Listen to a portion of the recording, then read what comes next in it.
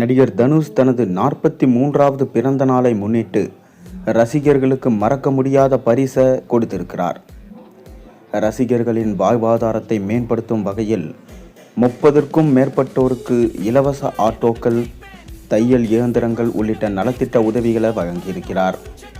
கடந்த சில மாதங்களாக சமூக நலப்பணிகளில் அவரது ரசிகர் மற்றும் தீவிரமாக ஈடுபட்டு வரும் நிலையில் இந்த நிகழ்வும் கவனம் பெற்றிருக்கு. ஆனால் இந்த நலத்திட்ட உதவிகளை விட அதிகமாக சமூக வலைத்தளங்களில் பேசப்பட்டு வருவது ஒரு பிறந்தநாள் போஸ்டர் தான். தனுஷின் புதிய படத்தை இயக்கி வரும் இயக்குனர் ராம்குமார் பெரியசாமி தனது ட்விட்டர் பக்கத்தில் பிறந்தநாள் வாழ்த்து போஸ்டரில் தலைவர் தனுஷ் என்ற வார்த்தையை பயன்படுத்தி இருப்பது பெரிய விவாதத்தை கிளப்பியிருக்கு. ஏற்கனவே கடந்த சில நாட்களுக்கு முன்பு நடைபெற்ற ரசிகர் மன்ற இரத்த தான முகாமில் தனுஷ் பேசிய பேச்சு பலரது கவனத்தை ஈர்த்தது. உங்களை சுற்றி இருப்பவர்களுக்கு உதவுங்கள், மக்கள் மத்தியில் இருங்கள் என்று ரசிகர்களை நோக்கி அவர் பேசிய விதம் இது வெறும் ரசிகர் மன்ற செயல்பாடு மட்டுமல்ல, எதிர்கால அரசியல் பயணத்திற்கான அடித்தளமாக அமையும் முயற்சி என்ற விமர்சனமும் உருவாகியது. இந்த நிலையில் தலைவர் தனுஷ் என்ற வாசகம் இடம்பெற்றிருப்பது சாதாரண விஷயமாக எடுத்துக்கொள்ளப்படலை.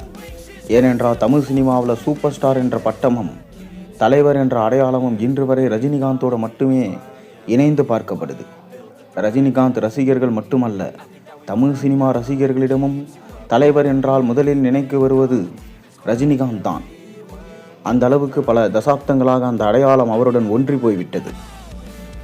அப்படிப்பட்ட சூழலில் தனுஷை தலைவர் என்று குறிப்பிட்டு அதிகாரப்பூர்வமாக பிறந்தநாள் போஸ்டர் வெளியானது சமூக வலைதளங்களில் அரசியல் மற்றும் சினிமா வட்டாரங்களில் புதிய விவாதத்தை உருவாக்கியிருக்கு.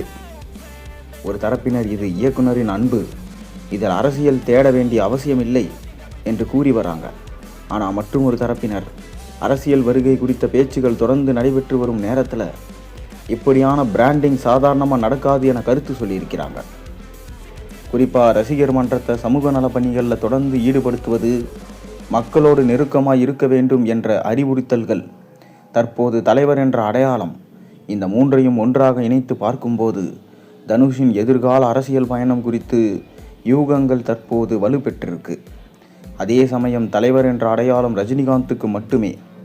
அந்த வார்த்தையை வேறு யாருக்காவது பயன்படுத்துவது தேவையற்ற ஒப்பீடுகளையும் ரசிகர்கள் மத்தியில் பிளவையும் உருவாக்கும் என்று ரஜினி ரசிகர்கள் பலரும் சமூக வலைத்தளங்களில் கருத்து பதிவிட்டு வராங்க.